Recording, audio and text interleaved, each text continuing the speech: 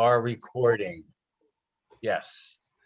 Good to see you all, gentlemen. So this is something that, at least for me, I've been looking forward to now for the last few months when George first initiated his project with the Bachman locomotive. So George, thanks so much. And I look forward to hearing what you got to say. So I'm just going to turn it over to you. Okay. Well, hopefully this will be informative, but you know, I will say this was a lot of fun. I definitely had a enjoyable time, and I want to thank many of you guys on this group that have, you know, helped answer some questions and give some insight onto what needed to be done and how to do it. And so, without any further ado, here, let me share the screen here. All right, let's jump this into a slideshow. There we go. Okay, so what we're going to do is we're going to talk about just the new the project of the general that I did, but overall the process is going to be modifying the new Bachman 440. As I've mentioned, I'm not a big fan of the tender drives, and so of course with this one being retooled and remade with a small coreless motor and being in the locomotive, it opens up all kinds of possibilities, including cab detail and so forth. So we'll kind of cover all of that during this. So first, of course, is research. And we have our good friend here, John Ott, and he's done a lot of great research. And this is the most recent version of his artwork that he did for the general that I used with his grace. And this was the original one that I'd started working on that was on his website PDFs. But basically just, you know, research. I know we've talked about it a lot in our group here. You know, how do you find the research? It's still something that, you know, eludes me a little bit, but I'm learning more every day on how to find this information and where to find this information. But, you know, doing the research, find a locomotive that you want to do and finding any documentation you can find, looking at what it can do, what it looks like. And then, of course, any existing photographs. And of course, you guys have all seen that picture. So these were basically the whole baseline of the locomotive that I did, which is the general. And then so moving on, we go to other types of research. And this is where you can find similar locomotives, pictures, paintings, even as you guys see the painting down in the lower left. And it's also the backdrop for our slideshow today. But looking at all these different locomotives of the era, you kind of get a feel for what these things look like in real life. So definitely take your time, do the research, and put the groundwork in. Other things to do, of course, look at other models. What have other people done? And this is where, again, I thank you guys in the group because you guys have given me a lot of inspiration and a lot of ideas and ways to address how to do the things with this locomotive. So, you know, with that, you always look and see. And these are all things that we've done a lot of times, even so much so with our Blackstone model stuff. Because, you know, as we learned, what was his name? John, the gentleman that did the presentation on the O-scale locomotives a few months back. Oh, Dave Schneider. Dave, that's it. But yeah, you talk about all the research and everything, and I could concur a lot of what he did. It's exactly the same type of stuff we do with our Blackstone models. You look at everything that's out there, existing models, period photos, drawings, anything you can get your hands on. So again, take your time and do some research and get a plan together. So the first thing we wanted to do in this particular case, these are the new Bachman 440s, and so we wanted to know your model. Now, these diagrams come with the locomotive, or you can get them off of Bachman's website. So it gives you an idea of just how far down these things can be broken to, you know, disassemble for painting, disassemble for modifying, kit bashing, things like that. And we'll talk about how we can really break this thing apart and all the detail that we can add or change. But these things are invaluable. I mean, hell, even in my day-to-day job, people will call up and say, hey, how do I put a decoder in XYZ? And if it's not a model I've seen, I go to these drawings on the various manufacturers' websites and see what they've done and how this model comes apart, so I can give the best educated guess on how to make the locomotives or the models do, or how to install the decoders into the models. And so in this particular case, like I said, you kind of get an idea of just how far broken down. So, I mean, even in that diagram there towards the center, you can kind of see how far broken down the headlight assembly gets. You have an LED stuck into a clear lens that goes into the front and rear casting of the LED of the headlight. So it can be broken down pretty far. So you can get some great detail in here. And we're going to show you a lot of what I did in this thing. So disassembly, this particular photo sequence is of a second Texas that I had. The general that I actually have here is a conglomeration of a chassis that I had from a few years ago, and a handful of parts that I bought either online or found some other secondary uses from this particular Texas. But first off here, and it's kind of hard to see, there's a screwdriver going into the spot right there below the cab. So to get the body shell off, there's literally only 2 screws. You take the 2 screws out from under the cab, and the cab lifts forward. And then on the front, there's actually a lip that the boiler and the smoke box come around and grab. And then it sandwiches down over the rest of the body. And then those 2 screws hold it into place. So it's really easy to get apart. And then the only thing holding the locomotive body shell and the frame or the chassis together is 2 wires for the LEDs. And so going back to that original drawing, the LED has 2 leads that stick into the smoke box from that light casting. And then they have a 2-pin plug that just slides over the end of the LEDs. And that's all the circuitry that's inside of this thing to hold the body shell anyway. So we take this apart. So there you're left with a chassis. And this, like I said, we're going to see this broken down here in multiple places, but that circuit board that's right there in the middle is nothing more than an inductor. It's to make sure that the motor doesn't release too much radio noise interference for FCC testing. So that's all it is. So it can technically be removed. You can leave it if you want. And then behind the motor casting there, you can see where there's a circuit board down below where the cab would be, and that's the connector between the locomotive and tender. So next up, we've got our body shell. We pop the cab off. It's literally a snap fit, but you have to take the handrails out because the handrails go into the cab. So when you take the handrails out, you then just pull the cab off and it just snaps off. Really easy to get into. And then we start breaking it down. You can pop the domes off and you'll see what the base of the domes look like. You can see the smoke box pops off, the headlight comes out, and there's your headlight casting. So you can see where that 2-wire connector plugs into the headlight. And that's just the raw leads of the LED. So there's nothing fancy there.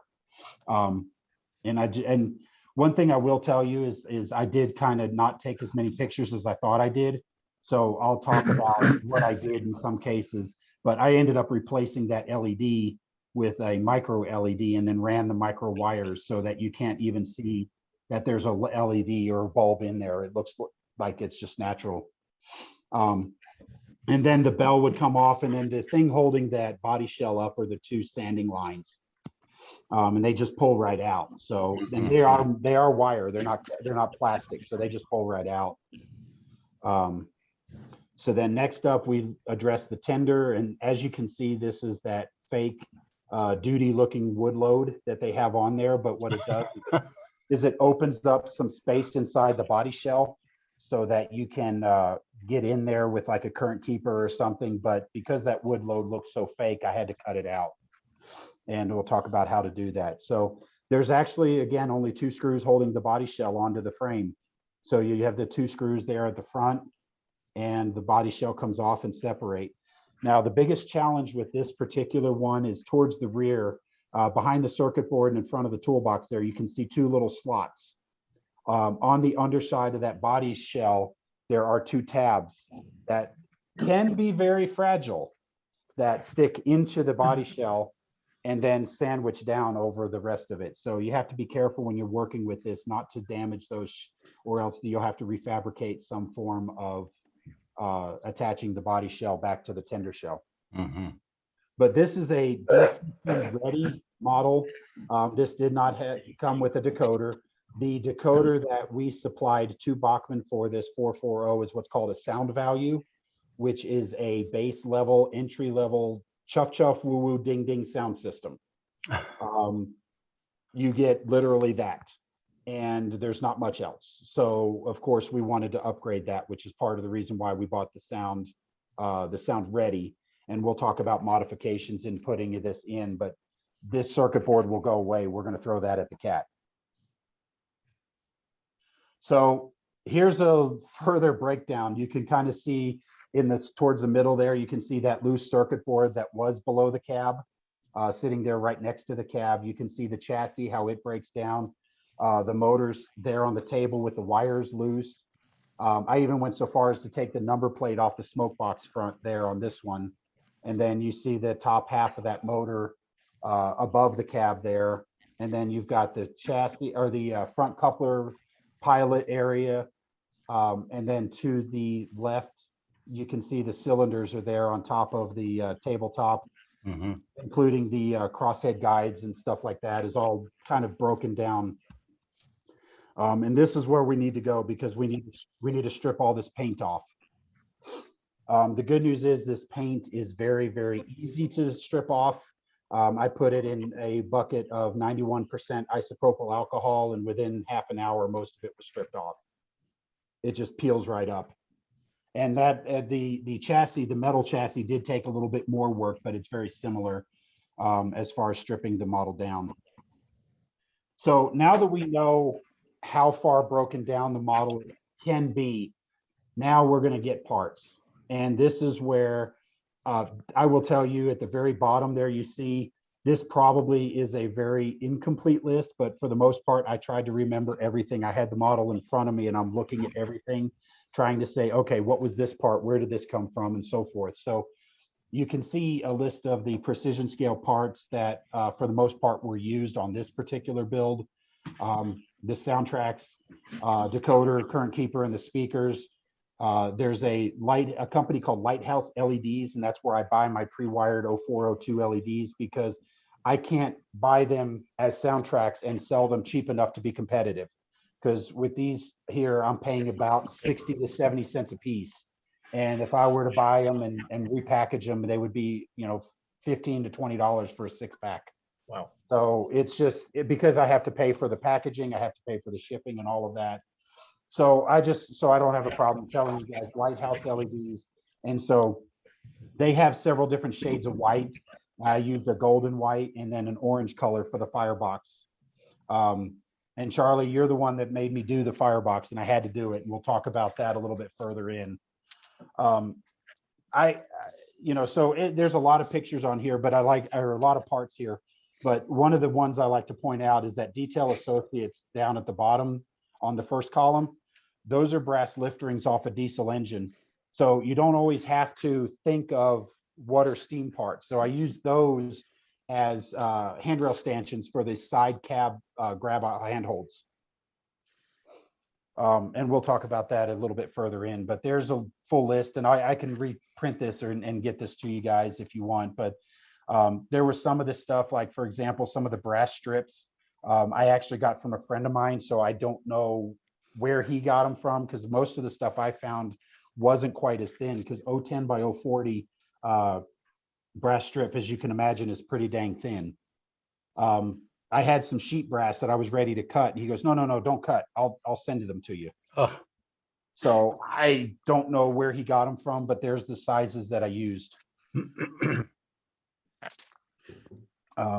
But like I said, I'm sure I forgot something, but if I did, I apologize. But that's the most comprehensive list I can come up with, at least short term. Right.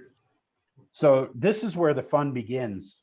Now it's breaking it down, and like you can see, the paint stripped off. One of the things I was noticing in the research on this particular locomotive is it had 3 domes instead of 2, right, which meant that the boiler strapping was off. So what I did is I just sat there with a X-Acto straight blade and just cut the boiler straps off, sanded the entire thing, and then knowing how the Rogers dome bases are octagonal as opposed to square or round, you can see there where I had to fill in the gap where the file was done, because that dome I kept as the Bachman original because the shape was right. You can see that in that top picture. But the base, of course, was round. So I sat there with a file and basically filed it down to where it was straight, just on that one side. So at least it gave the illusion that it was octagonal. But everything was stripped down, everything was sanded. In the cab there, for example, you can kind of see they have two screws where those two bosses that are sticking up on the cab floor are where the screws that hold the body shell in place on the chassis. That's where those screws go. But I lopped a little bit of the top of that off to make room for the seats. And so the cab seats, what I had to do was, because it was a solid base, I had to cut the bottom of that seat to fit on top of that screw boss. Right. So that I could have room to put figures in there. But a lot of filling, a lot of sanding, and of course redoing that. And then I used some 010 by 040 strip styrene and recreated the boiler straps.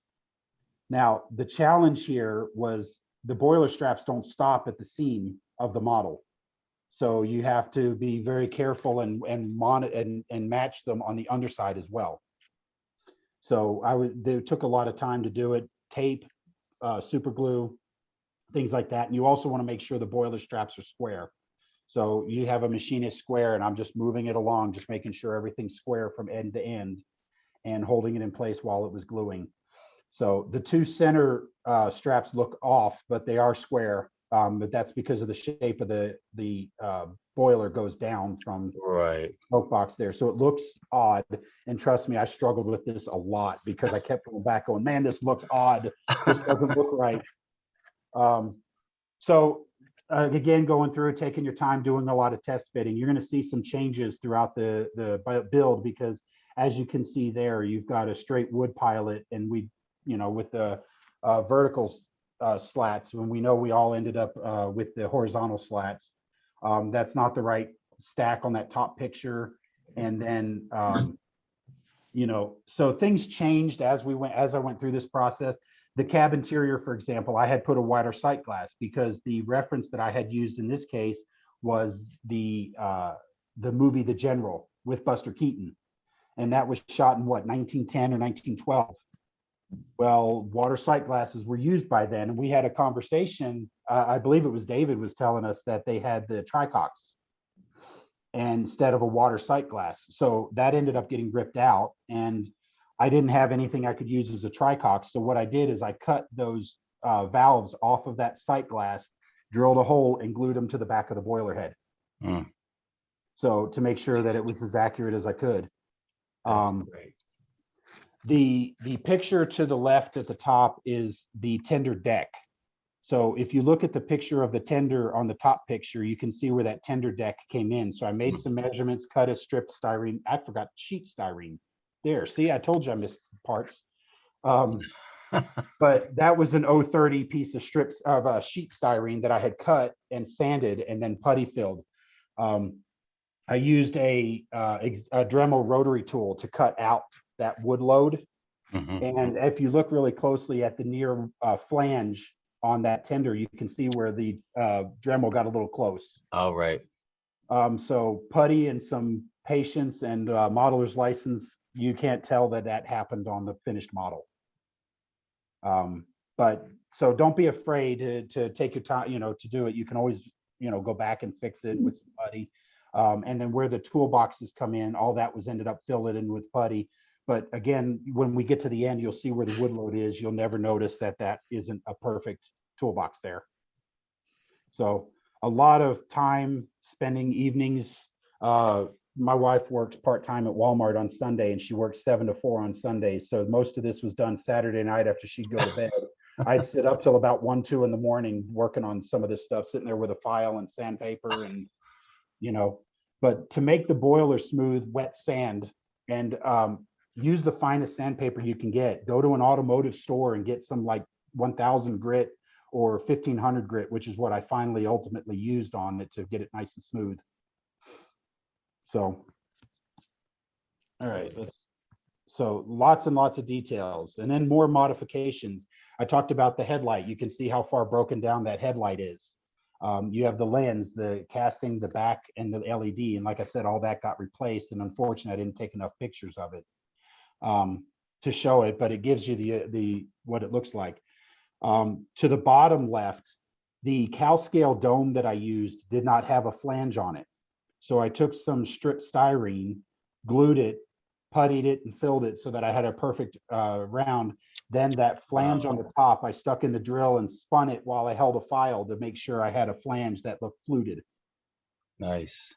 So fabrication, sometimes you have to adopt. The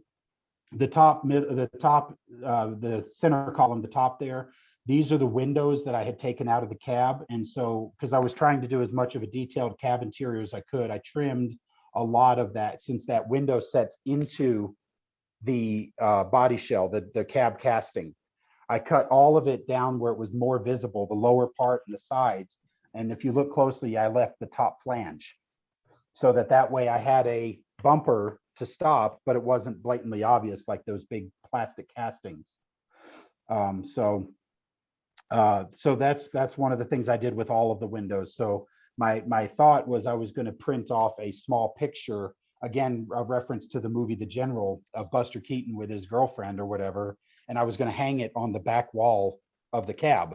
But I can't get a printer to print fine enough that I can actually see what it is, so it hasn't been made yet. The center picture is that pilot assembly, but this is with the Shapeways from 8-wheel models, their pilot. And this was the slatted pilot, the horizontal slat pilot that they offered. And so what I did was I cut it flush right there in front of where the cylinders go, and then just glued it on the end. And it was a nice fit. And the cylinders still fit in there perfectly. But as we all know, plans change. So we're going to talk about that here in just a minute. The bottom picture you can kind of see as things are starting to come together with some parts, how they're coming and masking, getting ready for painting. The top right picture is the coupler pocket that I used. This is a 3-level one from Precision Scale that's listed in the parts list. And so basically all I had to do was drill the hole more true so that an actual pin, an HO scale pin, would be in there, not a needle. So it'll open it up. And then of course the cab interior, a more close-up shot, but then this was the nuclear tests to make sure that the firebox worked. This was just a random LED that I had that happened to be more of a cool white, just testing proof of concept. So what I had done on the back inside of that boiler was I had filed out a channel behind that casting so that the wires for the LED will come in, because the clearance on the inside of that boiler to the motor assembly is extremely tight. So I carved a channel into the plastic, and then I just drilled some holes into the firebox. I probably would like to do 2 more, but this is where I got it. And I said, well, this is good enough for what I'm doing right now. And as you'll see in the final pictures, it actually is a very plausible and believable look. So I'm really happy I did that much. But where I was running into issues was there's some of the castings, like the hinge castings and so forth. So again, more modifications, practice. Now we're going to check paint colors. You can see that the top left picture there is actually 4 different shades. There's 2 brands of brass and gold, Vallejo, and then the Model Masters. And then I painted them onto this card so I can see kind of what those colors are going to look like and which ones I like and which ones I don't like. And then down on the bottom picture there was the original decal from John that I had printed off on just some white paper to test the how close this green was or how much mixing I was going to have. And this Vallejo green was just about dead on. So I said, I'm using it. So you can kind of see the other picture there is a whole bunch of different colors that I had used and where I had tested kind of what they're going to look like. And, some of the colors and some of the pieces. So when it comes to paint, here's everything I used as far as paint and decals are concerned. So Vallejo acrylic, I used their standard green. My Russia iron boiler is this gunmetal blue from Vallejo. And then of course, black and white. Black was used in some of these cases, and then of course standard white. I actually went with the Testors Model Master Brass. I thought that looked a little bit closer. I even went so far as to paint that onto the raw brass domes, and I could hardly tell where I painted it. So I said, well, that's what I'm going with. The Badger Flex was some SP Scarlet red that I had, and I used that for the pilots and the wheel sides. True Color Paint Aluminum I used for the ankle rails around and the supports, and then also some of the valve mechanism as well. I hate to list this, but unfortunately, this is what I used, and you can't get it anymore. But the Floquil graphite and primer, I did use those. The graphite, I decided I'm not going to ever use again because it's basically black with some flake glitter flake in it, and it clogged the airbrush more often than I would care to share. So I decided, since it's almost black, I'll just mix my own next time. This apple barrel I used this for the wood frame on the windows. And this is just, you can get this at the local Walmart. It's just the watercolor. And then for sealing it, the Krylon spray cans, you can get this at the Hobby Lobby or the Walmart. But the acrylic crystal clear is stuff that I had bought from Micromark, and I just bought a full can of it for $5 from Walmart. But that's what I used to clear coat over the decals after printing them. And then, of course, the gloss clear and a matte finish, depending on what finish you're looking for. And then I printed the decals onto this white laser decal paper. Per John's recommendation, we use white paper so that way the colors come through better. And I printed it on both white and clear, and I concur with his assessment. So I definitely encourage doing that. And this is the stuff I used. I picked it up on Amazon. It was like 30 sheets for $7 or something. I don't remember exactly, but so it was that. So we go to the paint booth, primered everything, and make sure that the paint sticks. And you can kind of see there after the paint, after the primer was in, you can see I painted the gold bands or the brass bands. Now, what I did here was I had taken some masking paper or masking tape, I'm sorry, and trimmed it to fit that width right over the bands.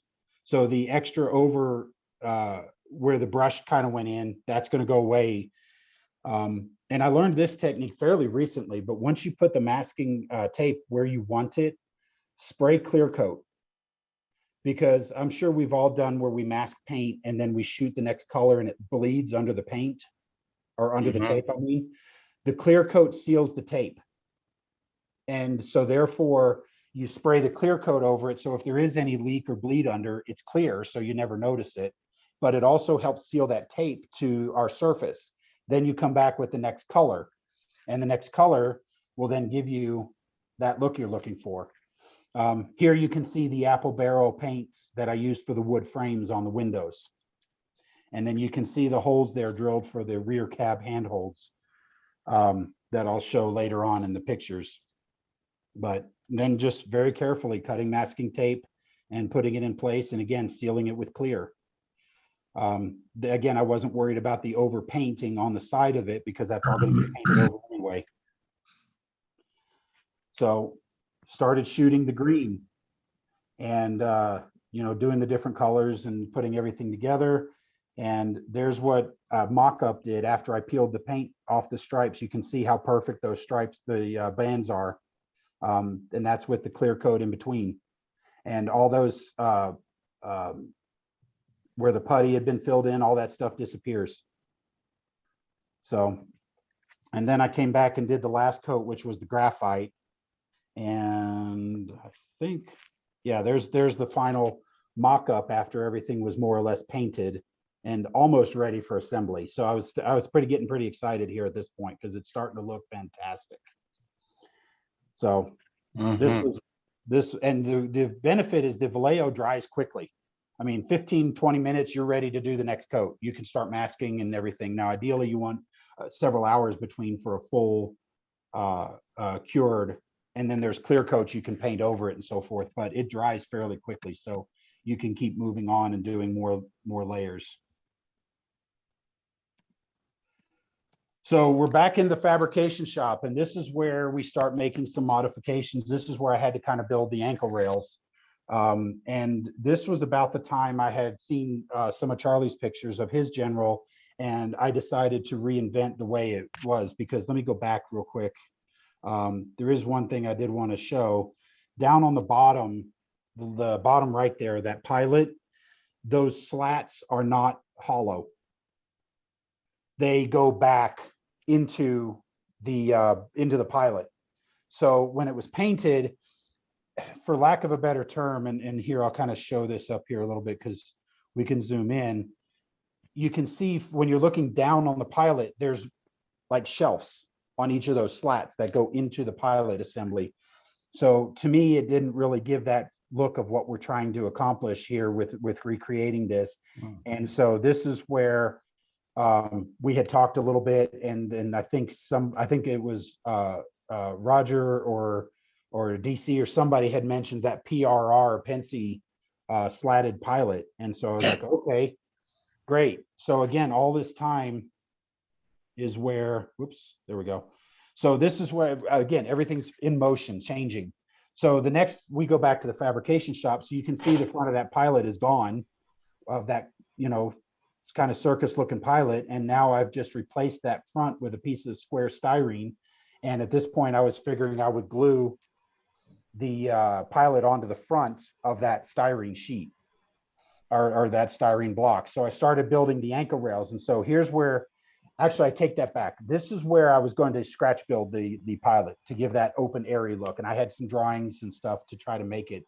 So I was just going to glue it onto the front of this. And that turned out to be a catastrophic failure. So that's when I went to the new pilot. But in this case, I had cut the ankle rails out of angle channel.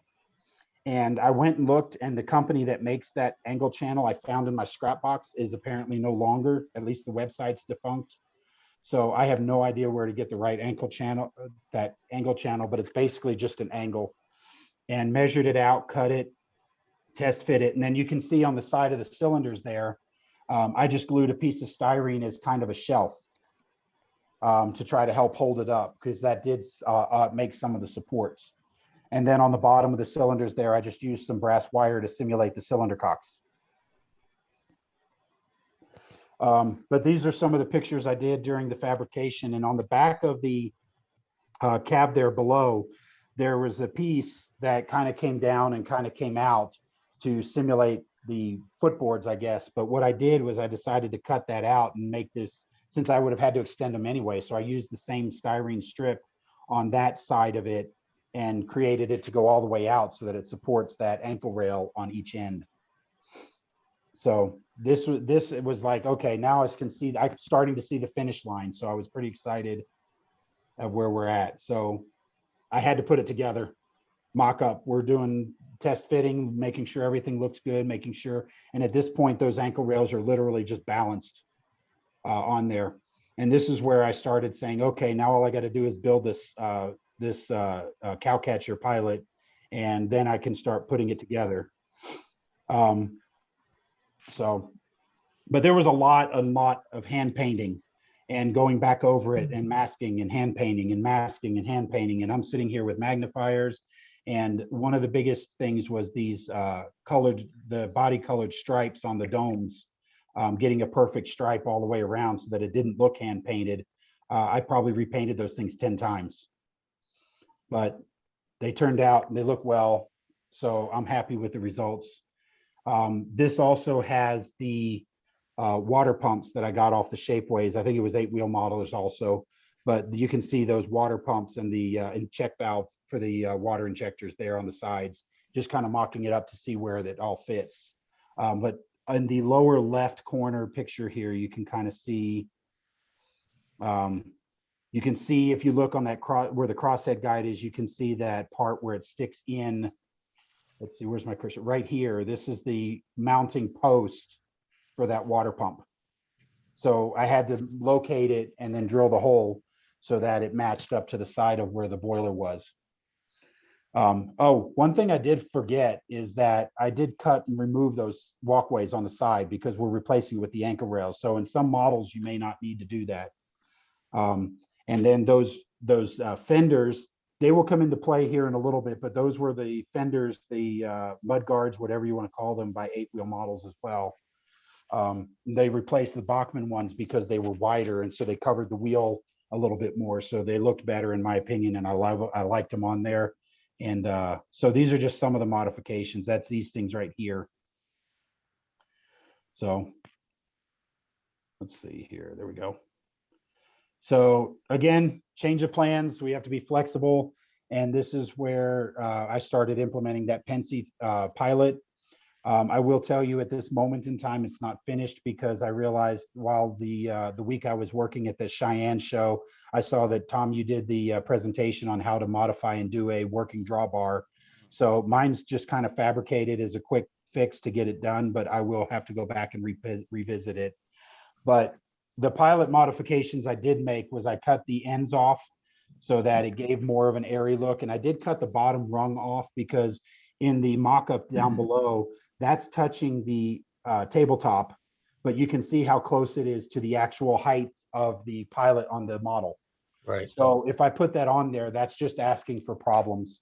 So I cut the bottom rung off, it shortened it up a little bit, kept it up high enough, and then it also gave it a little bit more of an airy look. And then I cut the ends off to make more of a kind of a I don't know what's the look, scrap iron straps that go across, because I believe these W&A ones were homemade, if I remember correctly. I think so. Okay, Yeah, John's nodding his head yes. So that's the confirmation we need. got it. So the only modification I did to this was I did cut the flush ends, and then I glued that block styrene to the end to extend out, so that my ankle rails will come to it. And so after primering and sanding down, you can't hardly tell that's not one piece.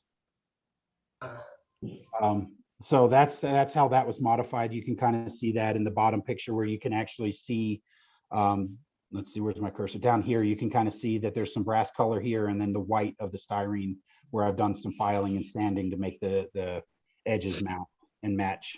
Right. So. Nice. So back to the fabrication shop. This is where it was a little tricky. I had to kind of fabricate and build these supports. And so this is where the strip brass comes into play. And I soldered all this together and just took my time, used my soldering techniques that I use for decoders. But you can kind of see where what I had done was I took the strip and kind of angled it with an L so that it matched under the ankle rail. And since that's going to be covered up on the inside anyway, it didn't matter how much or how little solder was in there.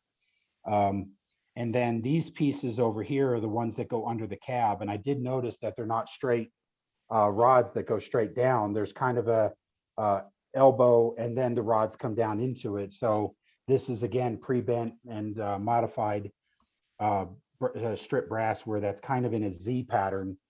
And then soldered to the underside, and everything's kind of fabricated somewhat in place, but I did put the two sides side by side to make sure that they match. So if somebody looked down on the model, they didn't see that these support rails were way off.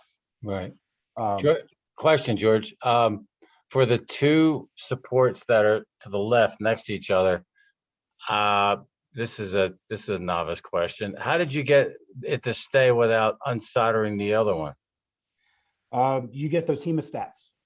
Okay. So when you get the first one in place where you want it, you get a set of hemostats and grip it and close it. And then you do the next one, because the hemostats not only hold that in place, but then they also act as a heat sink so that heat doesn't just focus in that ball of solder. But I will tell you that there were multiple times when some of these would desolder others. Like, for example, kind of coming over here, these were a little challenging because they're in the middle. And so like when I was doing this one, getting the hemostats on this without interfering with this one or some of the other stuff, it was a little challenging. But and then I ran into a couple of different issues. I had some different thicknesses of brass, and so I think it was one of these that I ended up replacing twice, one on each end or on each side, left and right, because the bend was so thin that it just broke. And it was like, damn it, now I got to start over again.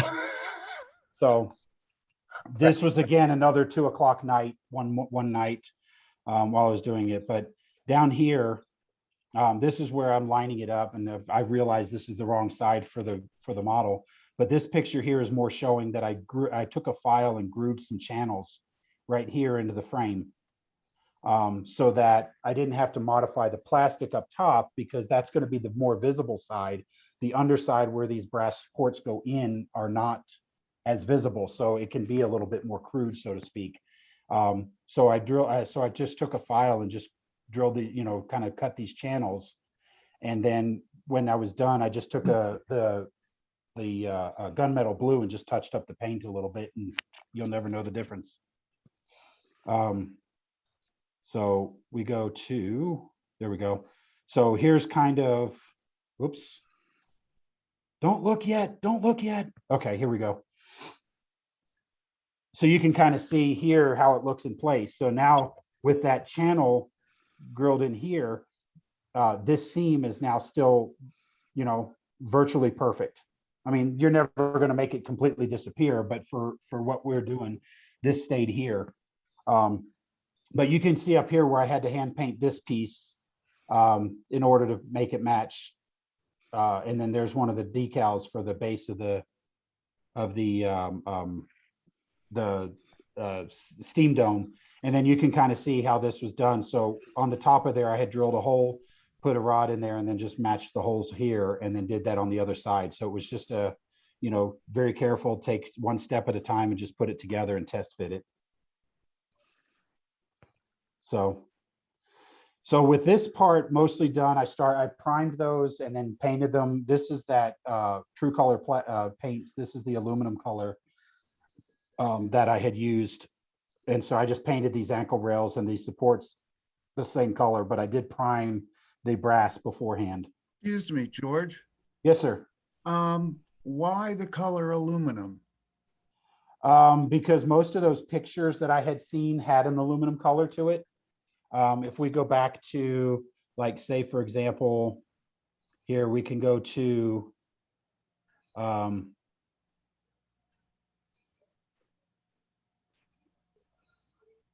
this picture right there. You can kind of see that it's a silverish color. That's a painting. Be that as it may, but it's Yeah. also a guide. And that's why I went with the aluminum. Okay, I'm just curious as to what what was that really made of? Iron? It's called bright iron, and it was just highly polished iron. Yeah, okay. Because, yeah, I mean, again, we talk about, and again, John's pictures here show it as a silver. So I just use that as the color. Well, that's correct, obviously. So let's see here. Kudos, John. So now we get to start finally doing the assembly. And so this is where we start thinking about wiring for the decoder when we're putting all this stuff together. Wow. And track reliability is one of the biggest challenges when it comes to decoder installation, because whenever the decoder loses power, it ruins the illusion of what we're trying to create. And so with these Bachman models, you can kind of look at the design of this. This is one of the tender trucks that only pick up track power on one rail on that truck. You can kind of see it. Let's see here. It's a little bit more visible here in this picture, but right here, you can kind of see the plastic insulator. Right. And so that means this wheel and this wheel are essentially rendered useless for track pickup. But we have these copper strips riding the axle, which is picking up track power here. Right. And so basically, when we look at our model, the front driver is a rubber traction tire. So that doesn't pick up power. We can't rely on that, meaning the only one that's really picking up power is the rear driver on the locomotive. Then we go to the tender, and you only have two wheels on each rail, one on the front and one on the back truck. So that leaves us with three wheels on each rail picking up track power. So I wanted to add wipers to this to help enhance that. So what I did, and I can't take credit for this idea, I found it on one of the YouTube channels somewhere. I forget where exactly it was, but what I did was I drilled a small hole through the Bolster. plastic bolster here, because this is all open right here. As you can see, you can see the wire. And so what I did was then I took wire and just threaded it through, and it just rides on top of the wheel. And then this is where you, again, practice your soldering. You have to solder a wire to that brass wire or the phosphor bronze wire that's in there, because that's where you're going to get your track power. And now you can just have this wire come up, you know, kind of come around, or you can drill a big hole through the middle of this and just do it all open. But I didn't like that idea. I wanted it to come up through the middle, which is what's designed for the track power. So what I did was I drilled a hole through this part of the bolster into that center open area, and then just fed the wire through there. So now I have my black and red wire for my left and right track pickup. And then I did the same on the rear truck as well, but of course the color wires flip because of the polarity difference. So that's all so this is where we want to make sure. So now I have 5 wheels on each rail picking up track power, plus a current keeper. So this thing will run for days without any interruptions. So no problems there. So next up, we start putting everything together. And this is where, again, we need to think ahead. And so what I did right there on the business card, on the back of it, I kind of mocked up that circuit board that you can see here in the bottom of the cab interior. And this is the circuit board that has all the wires going inside the model. And so you have LED left and right, which was originally for headlight and back, or headlight function common, and then the headlight function output. Then you have your 2 motor leads here, and then you have your track pickups left and right back here. Now, I wanted 2 lights. We had the headlight, and then of course the firebox flicker for this. So the challenge was make a firebox flicker. So if you look closer, you can kind of see that channel that I gouged right here, where the wires are coming out of. But then once the wires were run, I did some micro crystal clear to mount the wires in place, and then painted the back of it. But then I have 2 wires here. You can kind of see, where's my cursor? There we are. You can see the wires for the headlight going up this way. Now, here's a little trick for you guys. Heat shrink tubing, glue it on the inside of your body shell, and it uses it as conduit. You don't have to shrink it down, and it keeps your wire up out of the mechanism. Beautiful. So it's a neat Nice. little trick to do. So my challenge was, okay, how do I light 2 lights inside the model without running extra wires back and forth between the locomotive and tender? And so this drawing actually is showing some eyelets on this circuit board that you can't easily see here, but I wanted to find out where the power was going through these traces. And what I found out was from the connector, they basically go straight. So what I did was I implemented something called half-wave wiring. And half-wave wiring basically uses the function ground or the function common as your track power. So what I did was I repurposed one of those headlight wires to now become the light control for the firebox. And then both of those function commons, you can see the red wires here, go to this track power mount right here. So you have the 2 red wires, which is the V plus, going to each of those LEDs. And then the black wires are going to my solder pads here. So the only reason I don't like this particular one is when you implement a current keeper, because it's not actually controlling the lights through the function common of the decoder. If you do lose track power, those lights will flicker or go out, but your model's still moving, so it will get through those dead spots, and then your lights will come back on. Got it. So that momentary flicker isn't necessarily out of the ordinary. So that's how I did this on the locomotive side. And then here you can kind of see, again, going back to the fabrication part, you can kind of see how those mounts for the ankle rail were mounted to the underside of the locomotive frame. Nice. And then, you know, and this piece here is literally just loose. It is not glued in. It's not sanded in, not filed in. It literally is just pressed up against the side of the chassis. So, you know, it looks good for the way it is. So of course I had to test. So we lit the fire inside her just to test it out. So this is the orange LED. So you can see that it went to a more orange color to represent a fire. And so I'm getting close. I'm really excited where I'm at. So now it's literally just putting the last pieces together. And as you can see at this point, the water sight glass still exists. And then here you can kind of see how the seats are kind of cut and the screw bosses, because you have to keep this or else the body shell won't mount to the chassis. So, but these are the kind of, there's the Johnson bar, there's the throttle, all that stuff. And so I'm getting really excited, and we're getting close. So this is something that is discussed a lot. Weight is pulling power. And I know Don gave a presentation talking about upgrading some of the older ones and trying to do balance is key. He's absolutely freaking right, because with this particular model, I have that brass Radley and Hunter smokestack. I have the brass pilot. I have the brass domes.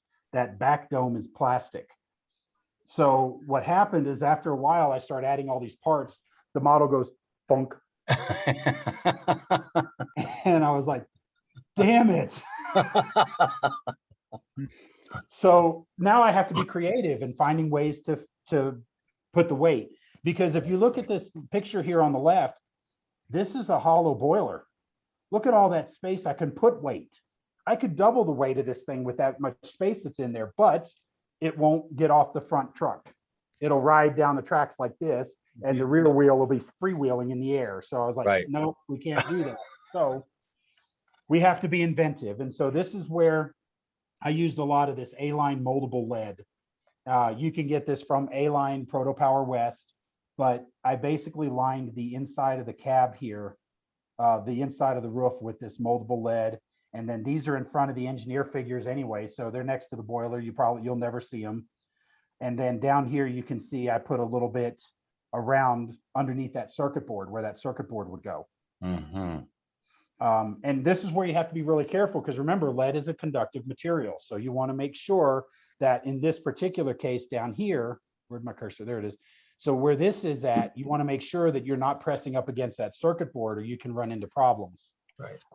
So this is where you have to be very careful. And of course, that limits how much you're able to do. You can kind of see here, where'd he go again? There it is.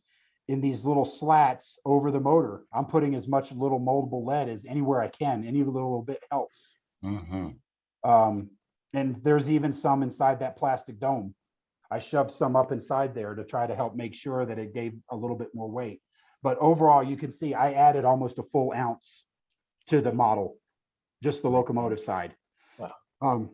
That's with all the parts and the moldable lead and tucking it in, because there's actually even some in the gearbox down below. But again, you have to be very careful where it sits, because you don't want it rubbing up against the wheel and causing any undue drag or traction on that drive line. Right. So again, your model may vary, and we'll talk about it at the end, other possibilities. I know the cab from the Mantua General fits, you just have to modify, and we'll talk about it again, but this curvature doesn't match the Mantua model. So you could do that, and that'll give you a metal cab, and then all your problems go away. So That's good. now it comes down to details. We got final assembly, man. We're getting excited. We're getting this thing close. So here's your water feed pipes. And so I just took some brass rail or brass wire, put a little bit angle on the end of it, and glued it to the back of the water pump, and then put some glue to tack glue it against this gearbox and the firebox under here. And then I bent them long intentionally, and I cut them off to be short. But this is just the first one installed, and just looking, you can see it's starting to get there. This is the Johnson bar rod. This is the strip brass that I had gotten a hold of, that I was able to just slowly bend and create that form. And you can see it installed right here. And it just glues inside there. Next up, again, here's the whistle on the top of the cow scale dome. And then I took some of that brass strip as well and just formed this lever. And you can see there, it's just tack soldered to the whistle. And then I painted that over with brass paint, so you'll never see it. Right. Here's these handholds that I was talking about. This is a curved one for the engineer and fireman to get up into the cab. And then here's these lift rings I was talking about, these diesel lift rings. And then I just took brass wire and Oh my God. stuck it through. Nice. And then you can see that windows back in place. You can see the wood frame around the wood, around the windows. I mean, I'm excited. And now the domes are off center from where the Bachmans were, so I can't reuse the sanding lines. So there's my custom built or bent sanding lines, and there it is installed in place. Right. Now here's my levers for my sandbox and my whistle. So I used clevises from Precision Scale, and this clevis actually is glued to the bottom of this right here. Nice. And then this is just a piece of strip brass. And then when I test fit it onto the model, I just cut this and then glued it to the side of the bottom of the sandbox or the sand dome. Beautiful. And that's just soldered into the clevis, and the clevis soldered onto the wire. Mm-hmm. So here's kind of what the engineer side looks like. So you can see here's this, the sanding lever. Here's the whistle lever and installed in place. And then these are control rods down for the water pump. And that's just literally straight brass. What I did was I kind of eyeballed it against the cab to see what the angle was going to be, and then just drilled a hole roughly at that angle and just shoved it in. So it's not glued in the cab, it's just stuck in the cab, but it is glued to the top of the water pump. Here is the control. Golly. George, Yes, sir. that control line, what does that do? Does that, is that an on and an off for the water pump, water going in? I would assume so, because you don't want the water to get too high, and you got to be able to control the in and out. So I'm assuming that's an on-off valve, because the water pump is driven off of that crosshead. Right. And so I would imagine that's an on-off valve, but I'll let somebody else who knows more about these era locomotives than me to tell exactly how it worked. John? Yeah. No, it's just a spigot that you turn on from the cab that confirms that the pump is working. If you twist it and you get a stream of water, you know the pump is working. The actual control to turn the water on and off is back under the cab. And you Wow. got another rod that's going up and down to the back end of the feed pipe. And that's where the main valve is, where you turn things on and off. Right. Gotcha. That makes sense. Yeah. But dang it, now I got to add another part. Welcome to my world. Yes. Welcome to my world. Yeah, you too, Rhett. Right. Jeez. Here we go. So I did want to show you this, these safety valves. What I did was I took a brass strip, and all the pictures I've seen, those levers they're not square. Right. And so what I did was I took these and clamped them together on the top, took a Dremel with a sanding wheel and just spun it, and then just pressed it up against there until I got a form that kind of looked like an angle. And so what I did is on here, I drilled 2 holes and then there's a brass wire soldered on this end. And then I matched these lines over here, and there's brass wire soldered on that end. So they're glued in place, but these are just soldered to the brass strip and the brass wire to put it in place. Tom, get busy. So when you say they're just soldered onto the pins that go into the sand dome or the steam dome, that's so that when you take the cab off, all those brass details come off with it? I wish it was that easy, but I glued them. So if I have to take the cab off, it's going to be a nightmare. Got it. So I'm not planning to take the cab off anytime soon, but all this is, but this was basically, for lack of a better term, a U-shaped piece that fit into 2 holes. And then you guys had talked about how these things are weight driven. So actually inside the cab, I took some Katie Coupler knuckle springs and mounted them on the underside of those wires to make sure that we could see the adjustable springs inside the cab. Unbelievable. And then very, very thin wire on the other side here is the bell cord. Right. And this bell, there wasn't a hole, so I had to drill a hole into the bell cord here, so the wire goes in and then it's just kind of there and then trimmed short. One other thing I didn't mention when I did the light, when I put it all together, you can see kind of a notch here. This is where the original LED wire came out. There's the LED wires now. so they're virtually invisible. But what I did was I wanted to make sure that this was an oil lamp. And so I actually drilled out the casting through here so that the vent for the oil lamp heat and smoke can come out. Great job. Great job. Yeah, So what can I say? I'm a glutton for punishment. wow. Well, we Wow. all are. So you can, I mean, in some of these photos, some of the decals are already placed, but John, I want to thank you again publicly. You know, he has been instrumental in helping get these decals done. I can't believe the price that he charged me for these. I'm still amazed by it. And I told him I owe him a favor because of it. But what I did was we took the artwork he put together, I printed them on decal paper, and I had taken the artwork and put 4 on a full sheet because it's an 8.5 by 11 sheet. But these decals are only like what, 3 or 4 inches on each side. So I can put 4 on a sheet and then printed them off. And I printed off probably 4 pages of these things. And I will tell you that the quality of the decal paper makes a huge difference. Yeah. Because the first paper I was using, it was peeling and curling and doing all kinds of squirrely stuff. And so that's why I bought the new paper. Was this paper I had been sitting there for a while. And so I said, well, it can't be this hard. I've got to be doing something wrong. So, but anyway, so I printed those off that way. Again, laser printer on white paper for best results. To allow the decals to sit, Microscale has their microsaw, which you put down first, lay the decal on it, and it starts to set. And then once it starts to set, put some Solvaset or the Microscale equivalent. I just don't have it, and it'll settle in, and you'll get some great rivet detail coming through those decals. George, quickly. Yes, sir. When you paint it on white paper, does that mean that you have to trim the decal perfectly so you don't have any white edges anywhere? Pretty much. Okay. And so, I mean, that's where you sit there with a straight edge and a magnifier and take your time. Because that was my apprehension as well. I didn't want white stripes showing up all over the place. But what happens is like right up in here where you see the white coloring and all of this, the other alternative is to now paint everything white and then put your decals on. And then where the decals don't cover, you have to touch up with green. Right. So you didn't print this on decal paper. You printed it on white paper and then just glued the paper? No, white decal paper. Oh, white decal. Thank you. Right, Okay, because you I'm have with you. clear decal paper and then white decal paper, and this was all white.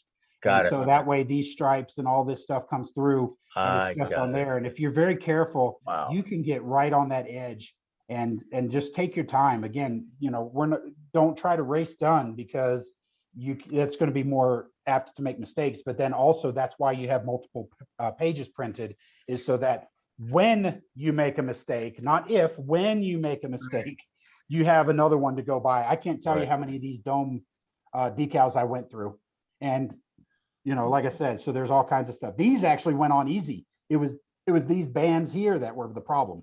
Right. What's the Matt- brand? I'm sorry. Yeah, what brand of white decal paper did you use? I talked about it in the parts list. Hold on. Okay. Oh, fine. No, that's fine. I'll look at it later. No worries. It was right here. Sunny Oh, Scopa. Sunny Cope. Okay. Thank you. So that's the paper I used, printed it out, and it gave great results. And then one of the other things is the ankle rail is bolted, riveted in place. And there's a company, Archer Fine Transfers, makes rivet decals Yep. that they do rivets onto decal paper. So I printed that over and then painted them on the ends of the ankle rail where all the bolts come together. So gives that extra level of detail. Beautiful. So now we're going to assemble the tender, install the Tsunami 2 decoder. And so again, this is where our wiring diagram comes into play, because this is only, where am I at? There we are. This is only a 6-wire connector. So that's why I had to be creative with the wiring. So you follow this diagram because this is what your locomotive is wired, and you can see the angle based on where the tender's at. So you know that this first wire on this plug is your right rail track power. And then you work your way across and just work one wire at a time. And this is where these self-closing tweezers come into play, because you can sort these wires out, use the self-closing tweezers so you know what each wire is, and then wire it to the decoder appropriately. Here's where you can see those two wires coming from each of the trucks. You can see the red and the black wire coming up and out through there. So here's what the decoder looks like inside. So this is the TSU 1100 that we make, mounted in the top of the tender shell. A current keeper fits in here. And then I used 2 of our brand new Mini Cube 3s. These are the ones that we just announced within the last couple of months. Use the middle baffle and put it in here, and I could put 2 of them side by side here and just tack glue them. They're literally barely glued in place, but they hold themselves in. But I do recommend putting a dab of liquid plastic cement on the edge of this to make sure that the speaker stays in the baffle. Mm-hmm. And then these speakers are wired in series. So here's the wire between the 2 speakers. So that way they work together. So, Wow. and then what I did here is you can see the resistors covered in shrink tubing, but I used a 7,500 ohm for the headlight and 1,000 ohm for the firebox light, because remember our headlight is an oil light, so we don't want it super bright. And so by using a bigger value resistor, I can knock the edge off so that when we do that ash pan light, like we've talked about, you'll get that flicker, but it's dimmer than a super bright light, but it still gives that illusion of that reflector behind the oil, behind the oil fire. Wow. So, but it fits. But I will tell you that this picture was taken before assembly. And so if you look closely right here, you can see where there's actually 2 of the weight plates in place. That second weight plate had to go away. Mm. And so there's only 1 weight plate. So and this has to be open for the sound to come out. So this toolbox is filled with weight. I filled these holes with that moldable lead, and I did fill also in and around this area with some of that moldable lead as well, Mm-hmm. just to try to help get some of it back. I mean, you could put a little bit here if you wanted. That's what I ended up doing on that first Texas that I had done a few years ago. So final assembly, putting it all together, and I'm sorry I'm running a little long, but there's No. we're almost done. So I take it for the test run. I mean, that thing is gorgeous. I am super excited about it. I'm ready to run. And we take it for a test run, and run into problems. This locomotive is surging like this, and I cannot find out what is going on. And so I had to basically take it all apart again. You can see down here in this lower right picture, I went so far as to take the gears out to make sure there wasn't something stuck in the gears. Remove these push pins to take the gears out and then put it back together to try to find where this surging is coming from. I'm thinking it's the wheels. I've actually put 3 sets of wheels on. You can see here, there's 2 sets of wheels in this picture alone. And I'm trying to figure out where it's coming from. And what I was finding, it was weird. When I had the side rods attached, it was causing problems. When I took it off, it wasn't doing it. So I couldn't figure out what it was. So I tried different wheels.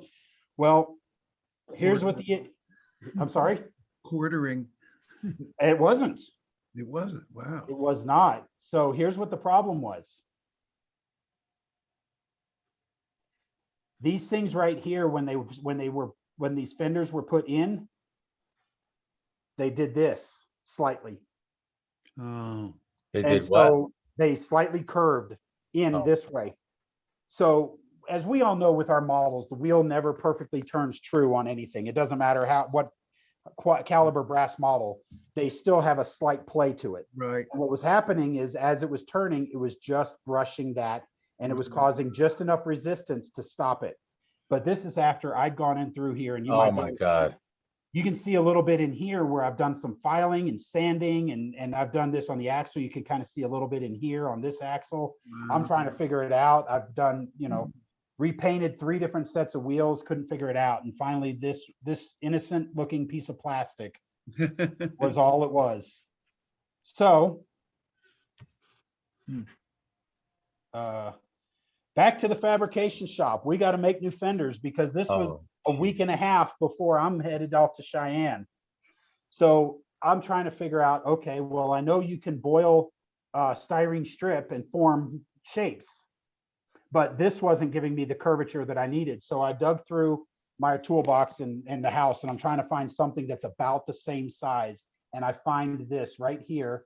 This is a hotel bottle shampoo cap.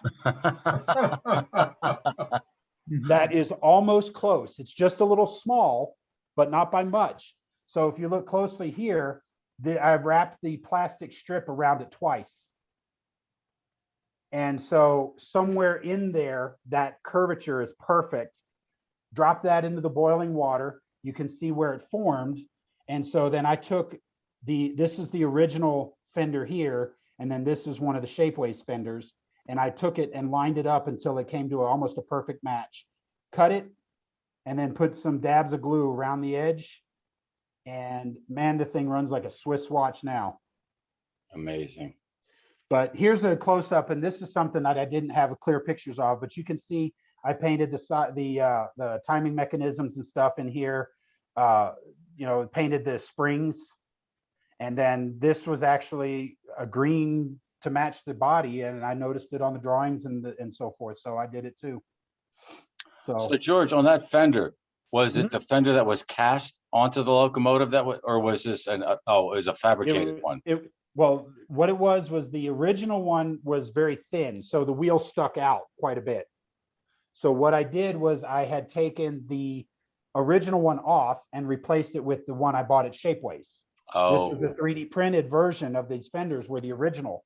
But what happened was when I did it, it did slightly do this, which is what caused the rubbing of the wheel. got it. So when I found that, now I've fabricated new fenders out of strip styrene and just glued them to where that was. So there's actually like two little ears. You can kind of catch the top of it right there. And that's what winds that fender up. But because these were fabricated from strip styrene, they don't have the ears. So I just put a little dab of cyanoacrylate glue around and just formed it and folded it. But because it was boiled and already formed into this half moon shape, it fit perfectly. Well, that's a good one to look for, because I've had that happen as well, where you get this jump and I'm like, what is that? And I have to look to see if it's the fender. That's great. Just Yeah. I'll mention is that on some of my brass locomotives, where the fenders are metal, and there's a little bit of play in the slots Axle. for the axles, you will get a short on the left side, and so the engine surges, 3 or 4 inches, and then stops, and then it does it again, and so on. And it's one of these things you have to turn the light out in the layout room and look for the little blue spark. Bingo. And then once the first one took me a long time. The second one, that was the first thing I looked at. So it's just more fun with brass locomotives. The other item that I found where it does shorts like that is from the brake wheels. Mhm. The brake pads on it, it'll catch it on there too. Yeah, I have a lot of that with my customers. We get people do installations on brass all the time, and they say, well, the locomotive shorting, what's wrong with the decoder? It's like, well, no, nothing. The decoder doesn't short randomly. So, but they usually find out they're doing a brass. And so exactly what Don was saying there, those are the things that we have to look at, because like I said, those wheels aren't perfectly true, no matter how much machining and tooling it is. They're not always 100% perfect. So there is a slight, even though sometimes it may not be easily visible to the eye or hardly visible, but there is some play, even in like some of the big heavy steam locomotives where they have the sprung drivers, same type of thing. And so brake hangers are a notorious place for shorts to occur. Right. So The fenders on the middle there, are those wipers? these are the wipers here for the track power. So these ride the back of the flange on the wheels. And these are the factory installed wipers. And so when you're doing this, again, you want to make sure these are clean. And that little dimple right there is what rides the back of the wheel. So, but yeah, I had all kinds of frustration with this. I was ready to throw it through a wall because I know there has to be a problem. It doesn't just do it. I have to find out why, and I wasn't easily seeing why. So, but anyway, this was my tale. So now, hey, let's put it all back together. So now we're finally ready to go. Now we put our piping, our bell cord, and then this is a tender deck wood load that the whole reason I cut the tender deck down Here's where you can kind of see a little bit of that putty fabrication, but in practice, you don't even notice it if you don't know it's there. Putting these grab irons on the corners. Now this wood, I actually have a peach tree out front of my house. It's never produced a peach because our area is very dry. It produces a whole crap load of pits, but it's peach wood. And I thought, you know what a perfect thing for a railroad based in Georgia. So these are small branches that I had taken and cut them down to approximate scale length and then split them with a straight edge knife so that I can get that look. So it looks like real wood on here. And then I just used a flat matte medium and diluted white glue or diluted matte medium and water to put together and glue it in with a couple of drops of rubbing alcohol so that it penetrates. And that thing's been on there and none of those wood is ever coming off until I take them off. That's beautiful. So Nice. so, and then the last things, of course, putting the nameplates on there. And this is where, and I didn't show this, but on the back of these rods here, there's actually a small brass plate that is soldered to the top of this that I glued this plate onto. And this nameplate are just decaled onto a piece of styrene and then cut out very, very slowly and carefully and glued to the model. And so on this one, where to go? There it is. On this one, like I said, there's a brass plate back here to do it. But on this one here, I actually glued a piece of styrene that I had cut to kind of be a wedge so that it glues on the back of the plate and then on the top of that mounting support. Right. And then build the footholds.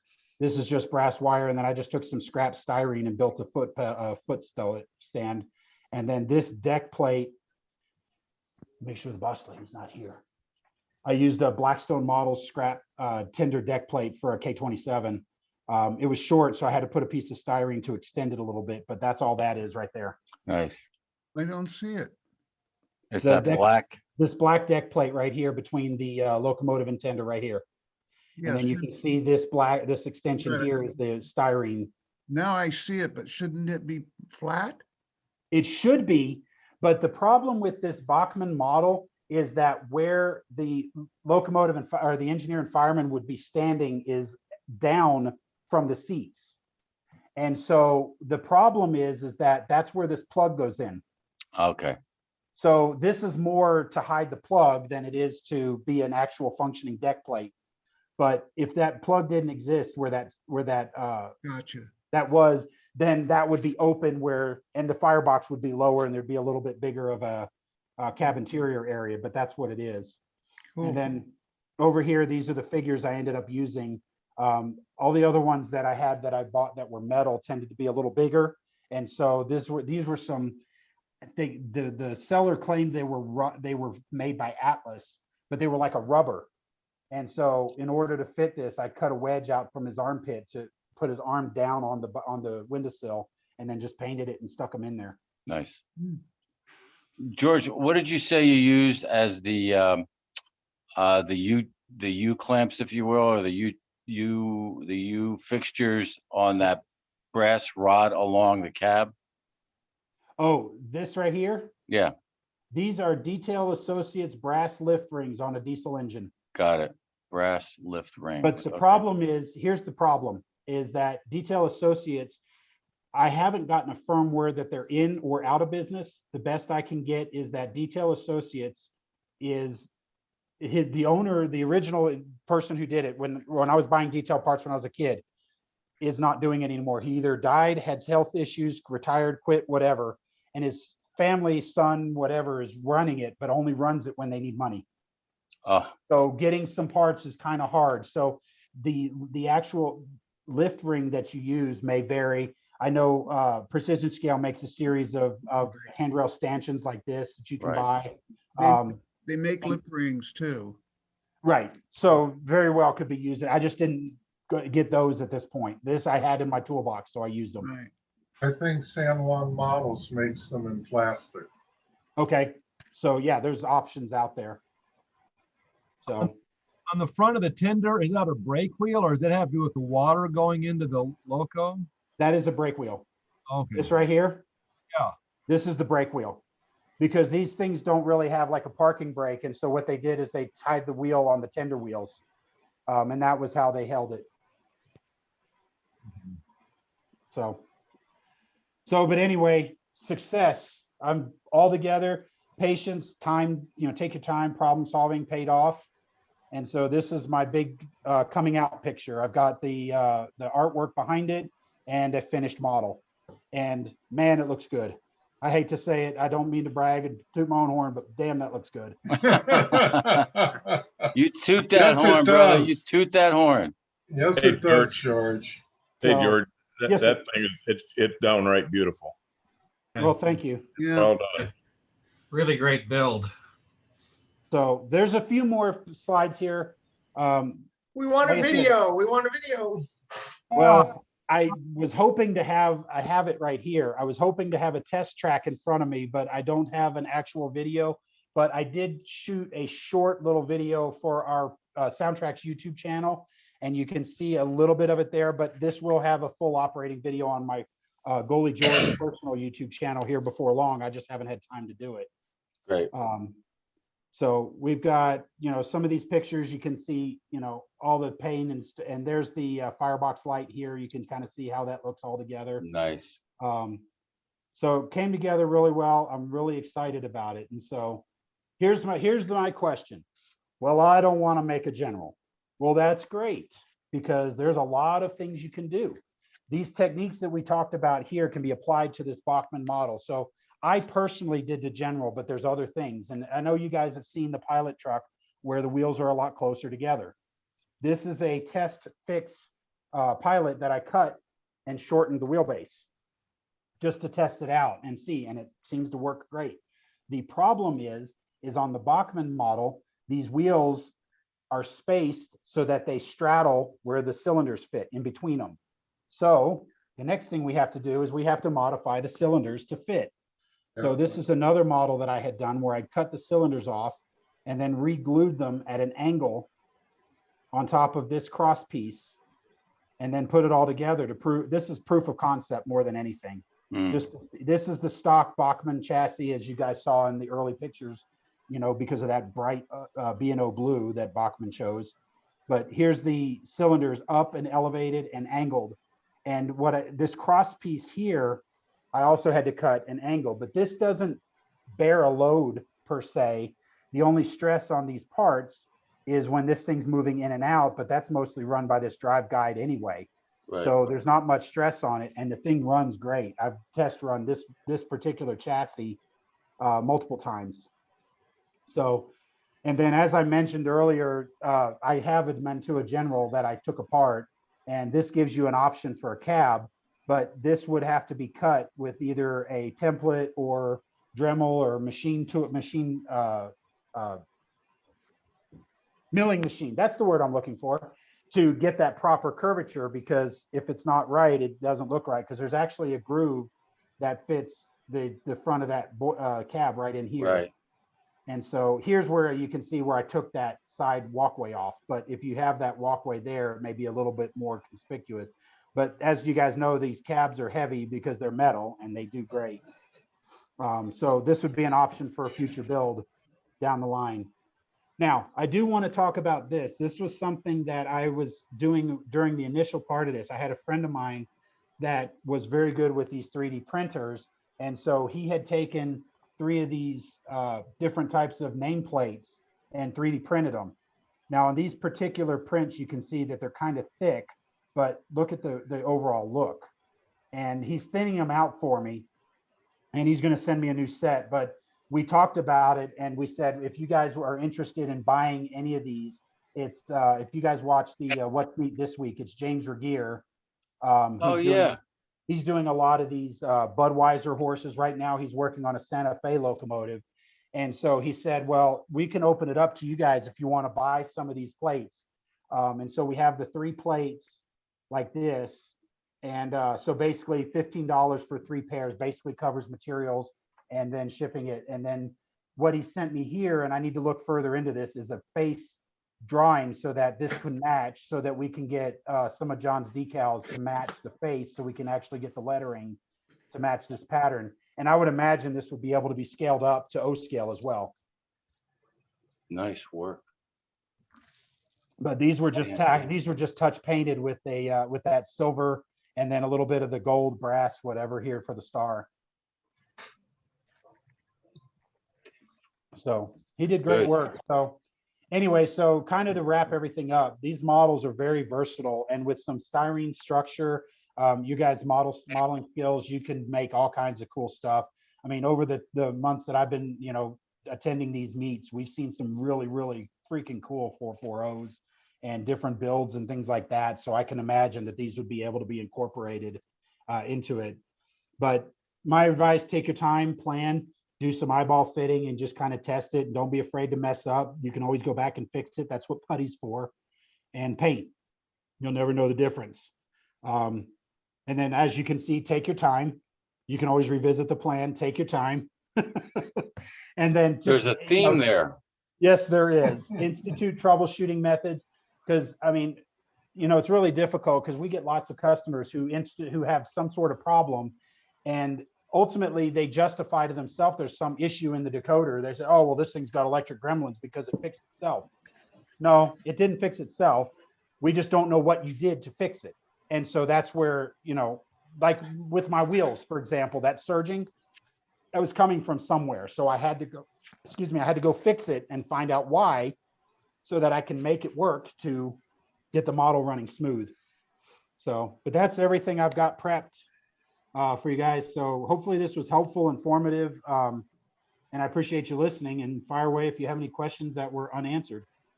Hey, George, Yes, sir. this is in a PowerPoint. Yes. Would you be able to upload this to the file section of the group? Probably. I will tell you right now, I don't have time to do it tonight, but I will. That's finish it up. okay. I'll do it next week. Because what I'll do is I'll save it as a PDF and then just print it up there so that way all the information's there, including the parts lists. Could you turn off your share screen? Oh, yeah, sorry. That's right. One other thing, George. Uh-huh. Regarding posting it, Mhm. take your time. Exactly. Thank you, George. Man. Sick 'em, DC. Oh, it was Are you great. gonna bring it to Markham? My plan is yes. This thing's going to be traveling a lot with me over it, if nothing else, to help expose more people to the era of modeling. Because when you go to like these RPM meets, a lot of these guys are taking modern diesels and detailing them or adding a couple things here and there. And there's some great models there that are scratch built, but I think that there's not as many people that do this era, and I'll say myself included, because the quality of the models weren't there. But with this mechanism, the possibilities are unlimited, in my opinion. Did a marvelous job. Marvelous. Thank you. Looking forward to seeing it. Yeah, and I thank every one of you guys. You guys have all helped, inspire me, making this a lot of fun, helped me with the research and everything. And I just sat there, and my stubbornness I said, well, I'm going to make this, and this is how I'm going to do it. So I do appreciate everybody's feedback and so forth. So You are welcome, man. I tell you, this is what's so gratifying is when, somebody asks questions, you spend time with them, blah, blah, blah, and they're actually producing something. So this is as good as it gets. You came in not knowing a whole hell of a lot, and look what you've already done already. It's like, wow, it's inspirational. I still don't know a whole hell of a lot, but I'm learning. Bar has been raised, Tom. It is. Yes. Yes. Well, I wouldn't go that far. I haven't scratch built anything yet. This is just gluing detail parts to a body shell. Right. Yeah. So he says. I got a Robert. Really fantastic presentation. Thank you. Thanks, Walter. Yeah.